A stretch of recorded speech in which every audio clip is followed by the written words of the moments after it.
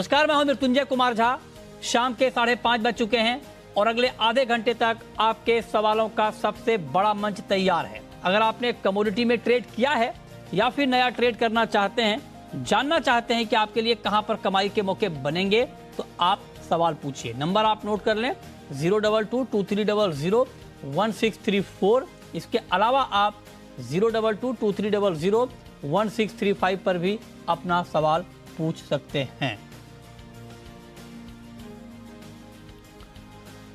और आज की चर्चा में हमारे साथ 5 खास मेहमान जुड़ रहे हैं। हमारे साथ हैं आर.एस. शर्मा साहब, फॉर्मर चेयरमैन ONGC के। हमारे साथ अश्विन नायक हैं, former chairman Federation of Indian Spice Stakeholders के। अनुज गुप्ता हैं IIFL सिक्योरिटीज के। बीरेन वकील हैं पैराडाइम कमोडिटी के। और पुखराज चोपड़ा हैं एग्रीकल्चर एक्सपर्ट। आप सभी का बहुत बहुत स्वागत है। और चर्चा की शुरुआत हम करने जा रहे हैं क्रूड के साथ, क्योंकि कच्चे तेल की कीमतों में तेज गिरावट का माहौल बना हुआ है। और आज ब्रेंट एक बार फिर से 90 के नीचे आया है, तेज गिरावट है। और WTI क्रूड की कीमतों में भी हमने एक भारी बिकवाली का माहौल बनता हुआ देखा है। MCX पर दाम 3% से ज़्यादा टूटे हैं। हालांकि डिमांड घटने की आशंका मार्केट में पहले से है, सप्लाई को लेकर कोई बड़ी चिंता है नहीं, लिहाजा उसका एक बड़ा इम्पैक्ट हमने मार्केट के ऊपर देखा है। हालांकि कुछ खबर ये आई थी कि चाइना में अब धीरे धीरे लॉकडाउन खत्म होगा, तो उसका कुछ फ़ायदा मिलने की संभावना थी। आज शुरुआती कारोबार में भी ऐसे कुछ संकेत मिल रहे थे, लेकिन ये टिकाऊ नहीं हुए। तो अब मेरा पहला सवाल, चूँकि RS. Sharma ji crude market को बहुत नज़दीक से देखते हैं, समझते हैं, बहुत गहरी पकड़ रखते हैं क्रूड के मार्केट पर। तो शर्मा जी सर, मेरा पहला सवाल आपसे यही होगा कि क्या जिस फंडामेंटल के आधार पर कच्चे तेल में गिरावट आई थी, डिमांड घटने की आशंका, सप्लाई कंपेयर टू डिमांड ठीक ठाक रहने की बात, क्या अभी यही सिचुएशन रहने वाला है सर? आज मुझे आपसे बात कर रहे बहुत अच्छा लग रहा है मृत्युंजय। Thank you sir. हमारे देश के लिए बहुत खुशी की बात है कि तेल के दाम नीचे आए हैं और इससे हमको काफी रिलीफ मिलने वाला है। ये दाम नीचे आने की 2-3 वजह जो मैं समझ सकता हूँ वो ये है। एक तो क्या है कि रशियन क्रूड जो है वो बड़े डीप डिस्काउंट पे अवेलेबल है, हैवी डिस्काउंट पे बिक रहा है हाई सीज में। और अभी आज की खबर है, इंडिया का अभी जो है 3rd लार्जेस्ट ऑयल इंपोर्ट अभी रशिया से हो रहा है। तकरीबन 18-20% के करीब तेल आयात रशिया से हो रहा है और बहुत हैवी डिस्काउंट पे मिल रहा है। आज ही हमने खबर पड़ी, तकरीबन 35,000 करोड़ रुपए का फायदा हुआ है। तो एक तो ये है कि रशियन क्रूड का दाम इतना जो नीचे चल रहा है, तो उससे भी जो है सेंटीमेंट में कमी आई है। दूसरा जो बहुत बड़ा कारण है, अभी जो यूरोपियन इकोनॉमी जो हैं वो उनको लेके काफी चिंता है कि वो क्या बहुत डीप रिसेशन में जाने वाले हैं क्या। जिस हिसाब से गैस के दाम ऊपर चल रहे हैं, गैस की खपत हमारे देश में भी अभी कम हुई है, अगस्त के महीने में भी सब जगह कम हुई है। $40-45 LNG के दाम चल रहे हैं। इसको देख के ये लगता है कि क्या ओवरऑल इंडस्ट्रियल एक्टिविटी कम होगी। अब हमारी तो शर्तियाँ देखिए, 10% जो LNG इंपोर्ट कम हुआ है, तो नेचुरली जो इंडस्ट्री में जो उसकी कंजम्पशन हो रही थी वो नहीं होगी, वो असर आएगा, पूरी दुनिया में असर हो रहा है। अच्छा। और अभी एक और जो तीसरा बड़ा कारण है कि अभी और ये US फेड रिजर्व जो है और बहुत एग्रेसिव वे में इंटरेस्ट रेट बढ़ाने वाला है। अच्छा। तो US डॉलर स्ट्रांग हो रहा है, तो उस चीज को लेके जो दूसरी इकोनॉमीज हैं वो काफी उनको लेके, जो OECD कंट्रीज की इकोनॉमीज को लेके काफी चिंता वाली बात चल रही है, जिसकी वजह से सेंटीमेंट इस वक्त में काफी नरमी बनी हुई है। और मैं तो यही कारण समझता हूँ। मैं देखता हूँ वैसे अच्छा एनालिसिस तो आप प्रेजेंट कर देते हैं। अच्छा सर, एक महीने नहीं, ये तो सर आपका बड़प्पन है। एक बात सर मैं आपसे और पूछना चाहता हूँ सर, कि जो बात आपने कही बहुत महत्वपूर्ण है। तो ऐसे में क्या ये माना जाए, क्योंकि क्रूड में जो गिरावट आई थी उसके पीछे बड़ी वजह चाइना थी, क्योंकि चाइना में एक बड़ा कंज्यूमर है क्रूड ऑयल का, 2nd लार्जेस्ट कंज्यूमर वर्ल्ड का, और वहाँ पर डिमांड घटने की आशंका बढ़ गई थी। मतलब 20 साल में पहली बार ऐसा हुआ कि चाइना में डिमांड कम हो रही है। अगस्त में ऑयल इंपोर्ट चाइना का ऑलमोस्ट 10% कम हो गया। अब खबर आ रही है कि वहां पर धीरे धीरे लॉकडाउन में ढील दी जा रही है, क्या इसका कुछ पॉजिटिव इम्पैक्ट प्राइस पे होगा सर? एक तो क्या है मृत्युंजय, एक मुझे बहुत इंटरेस्ट भी इसलिए ज्यादा आता है कि ये जो ऑयल मार्केट, जो ग्लोबल ऑयल मार्केट है, बहुत कॉम्प्लेक्स है। उसमें मल्टीपल वेरिएबल्स हैं Right, जो sir. कि सेंटिमेंट्स को अफेक्ट करते हैं। कब कौन सा वेरिएबल स्ट्रांग हो जाएगा, कब कौन सा वेरिएबल जो है नरम पड़ जाएगा, डेरिवेटिव मार्केट उसको कैसे लेगी, स्पेकुलेटिव मार्केट उसमें कैसे प्ले करेगी। तो ये जो आर्टिफिशियल डिमांड सप्लाई में जो बढ़ोतरी कमी आती रहती है, इस सब को देखते हुए आज तक तो मेरे पिछले 20 साल का ये अनुभव है कि कोई भी एक्सपर्ट, अच्छे बड़े रिसर्च एनालिस्ट तेल के दाम को ठीक से फ्यूचरिस्टिक प्रेडिक्ट नहीं कर पाते हैं। तो इसलिए मुझे कोई हैरानगी नहीं होती कि मेरा भी अगर आउटलुक इतना अच्छा नहीं हो पाता है। मेरा आई नो कुछ दिन पहले मैंने बोला था $100 से नीचे आना मुश्किल है, तो इसलिए आज मैंने पहले बोला कि $90 तो मैं बहुत खुश हूँ। हमारे देश के लिए बड़ी अच्छी खुशी की खबर है। Right sir. पर अभी जो सेंटीमेंट तो इस वक्त जो देखते हैं अभी नेगेटिव है, बट कब फ्लेयर अप हो जाएगा कहना मुश्किल है। डिमांड सप्लाई फंडामेंटल्स की बात है। अगर चाइना में डिमांड बढ़ती है तो उसका असर आएगा। अब यूरोपियन इकोनॉमीज, इनके अंदर क्या डिमांड का सिचुएशन होती है, क्या इनकी इंडस्ट्रियल एक्टिविटी और खपत और गैस की कंजम्पशन विंटर्स आ रही हैं, इसको लेके इन इकोनॉमीज में बहुत ज्यादा चिंता वाली बातें चल रही हैं, वो भी प्ले आउट हो रही हैं। तो ये कॉम्प्लेक्स फैक्टर्स हैं, इसको देखते हुए बहुत प्रिसाइजली ये प्रेडिक्ट कर पाना कि किस दिशा में चलेगा बड़ा मुश्किल है। Okay sir. जी राइट सर, ये आपने बहुत डिटेल में बताया। बहुत शुक्रिया शर्मा जी आपका, क्रूड पर ये डिटेल एनालिसिस हमारे व्यूअर के लिए करने के लिए बहुत शुक्रिया सर आपका। लेकिन बीरेन जी, ट्रेड लेना हो कच्चे तेल में तो इस गिरावट पर क्या ट्रेड लें? शेयर साइड का ट्रेड ले सकते हैं 6700-750 के आसपास। धीरे धीरे शायद हम 6530 को टच कर सकते हैं, और वो अगर ब्रेक हुआ तो हम मे बी 6480 भी देख सकते हैं। चाइनीज डिमांड जैसे आपने कहा काफ़ी कमज़ोर है, और वहाँ 2 बार रेट कट आया, 2 बार स्टिमुलस आया, फिर भी कोई सपोर्ट दिख नहीं रहा। और जो दहशतगर्दी फेड ने मचा रखी है बुधवार की फेड की मीटिंग और लगातार रेट टाइटनिंग, ये देखते हुए ऐसा लग रहा है कि अभी जब तक डॉलर इंडेक्स की तेजी नहीं रुकेगी तब तक कमोडिटी इन जनरल थोड़ी दबाव में रहेगी। ओके, ठीक है। तो ये राय आपकी हो गई कच्चे तेल के ऊपर। अनुज जी, आपको भी लगता है कि आज क्रूड का मार्केट और नीचे आएगा, बेचना चाहिए 6600 के भाव पर? जी मृत्युंजय जी, देखिए 7 महीने के लो लेवल पर एमसीएक्स में ट्रेड कर रहा है। यहाँ पर मैं ऑप्शन की स्ट्रेटेजी देना चाहूँगा कि जो 6000 का पुट ऑप्शन है काफ़ी सस्ता मिल रहा है, करीबन 166 रुपये के आसपास मिल रहा है। उसमें खरीदारी की सलाह रहेगी। हमें लगता है कि यहाँ पर आप करीबन 120 का स्टॉप लॉस लगाएं, टारगेट 220 तक देखने को मिल सकता है।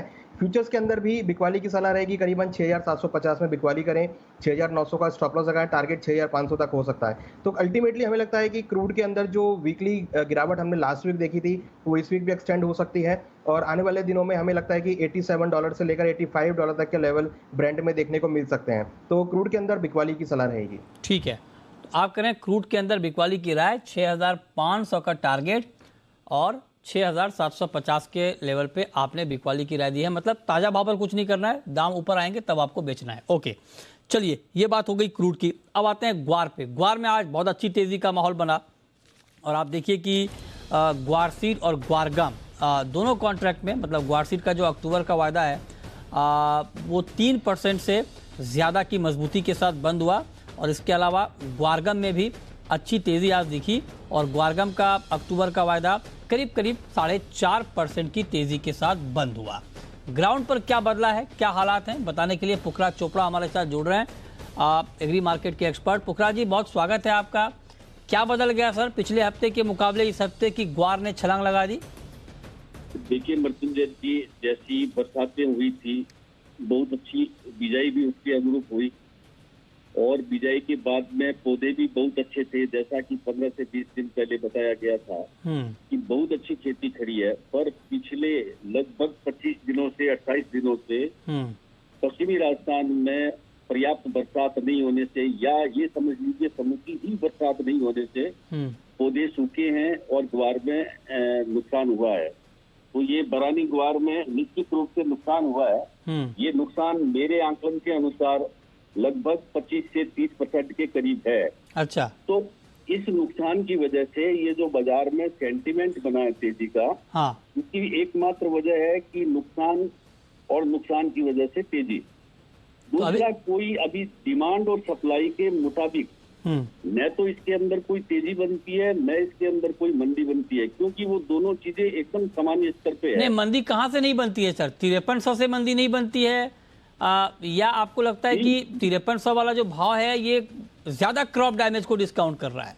जी जी जी, मैं यही बता रहा हूँ। तो जो डिमांड और सप्लाई के रेशियो की वजह से ग्वार के भाव नहीं बढ़े, हाँ, ये मौसम की वजह से और फसल खराब होने की वजह से बने। मेरा कहना ये था। नहीं, मैं ये कह रहा हूँ सर कि क्या 5300 का भाव जस्टिफाइड है? क्या जितना क्रॉप डैमेज आप बता रहे हैं 25 से 30%, क्या 25 से 30% डैमेज पर 5300 का भाव होना चाहिए? ये पूछ रहा हूँ सर। जी, मेरे हिसाब से ये जस्टिफाइड नहीं है। अभी तो ये सेंटीमेंट बना है। आपके हिसाब से क्या प्राइस होना चाहिए सर अभी? देखिए मृत्युंजय, इसके लिए मुझे दो बातें पहले बोलनी पड़ेगी। हाँ, 13,500 रुपए से गम चला और उस बरसात को देखते हुए 8,200 रुपए हो गया। ठीक। और 8,200 रुपए वाला गम वापस 10,200 रुपए हो गया, जो कि ये बता रहा है कि फसल कमजोरी है। फसल की कमजोरी की वजह से भाव बने हैं। अब इन भावों का जस्टिफिकेशन तब होगा जब उसी अनुरूप इन भावों पर निर्यात होगा।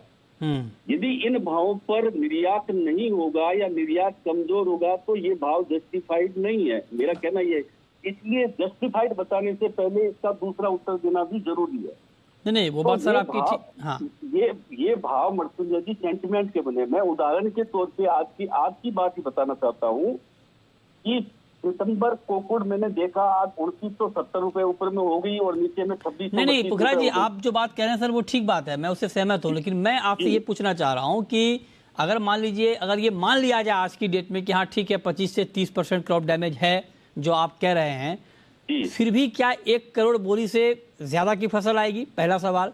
और अगर 1 करोड़ बोरी से ज्यादा की फसल आती है या 1 करोड़ के आसपास फसल आती है तो 1 करोड़ का भाव ग्वार का क्या होना चाहिए? इसका भाव होना चाहिए 5,000 के आसपास, 4800 से 5,000, 5100, 5200, 4800 से 5200 के बीच की रेंज होनी चाहिए। अच्छा, तो मतलब उसी रेंज के आसपास है, आप ये कह रहे हैं? जी बिल्कुल। इससे पहले आपको मैं याद दिला दूं, हाँ, आप ही के चैनल पे मैं बोल के गया था कि जिस तरह की बिजाई हुई है उस तरह से इसके भाव 4500 से 5,000 होने चाहिए। Right sir. और आपने देखा होगा कि 4500 के 5,000 के बीच में ही भाव चले। अब जैसी बिजाई हुई है वैसी बरसात आगे नहीं मिली तो फसल को नुकसान हुआ है। ठीक बात है। और नुकसान की वजह से यह भाव बढ़े हैं। ओके। और देखिए, एक इसमें ये बात भी है कि जस्टिफिकेशन किसी चीज का तब होगा जब फसल जमीन पे आने लग जाएगी। हाँ, राइट सर, वो ठीक है। अभी तो सेंटीमेंट पे ऊपर नीचे हो रहा है, जब एक्चुअल फसल आएगी तब मार्केट की तस्वीर कुछ और हो पाएगी। अब बात करते हैं जीरे की, जहां पर आज जबरदस्त गिरावट देखने को मिली है। और आप देखिए कि आज जीरा जो अक्टूबर का वायदा है उसमें 785 रुपये, जी हाँ 3% से ज़्यादा की गिरावट दिखी है। हमारे साथ बीरेन वकील जी भी हैं। बीरेन जी, आप बताइए सर, ये गिरावट करेक्शन है या आपको लगता है कि ये भी कुछ और चलने वाली है? मार्केट वेल सप्लाइड है और बारिश के बाद अब रबी सीजन का जो नई फसल का जो पिक्चर है वो थोड़ा सा अनुकूल है और खास करके ब्याज बदला है में माल लगने लगा है। तो ऐसा लग रहा है कि जो 26,000 का टॉप बन गया उसके बाद अब धीरे धीरे मार्केट नीचे जाएगा। आपका क्या व्यू है अनुज जी, आज इतनी तेज गिरावट क्यों जीरे में? देखिए मृत्युंजय जी, यहाँ पर अगर हम देखें तो पिछले 3 दिनों से लगातार एक नेगेटिव ट्रेंड बना था और कहीं ना कहीं देखें तो हाईयर लेवल पे अगर आप देखेंगे तो प्राइस सस्टेन नहीं, जब से 26,000 का लो हाई बनाया था उसके बाद से प्राइस थोड़े कम सस्टेन कर रहे थे 26,000 के आसपास से, और सेलिंग प्रेशर आता हुआ दिखाई दे रहा था। और जैसा कि अब मानसून सीजन खत्म हुआ है तो आगे जो क्रॉप की बुआई है वो यहाँ पर देखने को मिल सकती है। और ऐसा माना जा रहा है कि क्योंकि प्राइस काफ़ी हाई है तो जनरली क्रॉप डाइवर्सिफिकेशन हम देख सकते हैं। तो जो क्रॉप में शॉर्टेज हमने लास्ट ईयर देखी थी वो शायद इस बार अच्छी क्रॉप की जो बुआई है वो यहाँ पर देख सकते हैं, उसकी वजह से थोड़ी सी सेलिंग प्रेशर आती हुई दिखाई दी है। ठीक है, हमारे साथ अश्विन नायक भी हैं, जीरा एक्सपर्ट हैं और Federation of Indian Spice Stakeholders के फॉर्मर चेयरमैन भी हैं। अश्विन भाई बहुत बहुत स्वागत है आपका। पहला सवाल तो मेरा आपसे यही होगा, आप चूंकि जीरे के व्यापार से जुड़े हुए हैं, इतनी तेज गिरावट आज क्यों कीमतों में?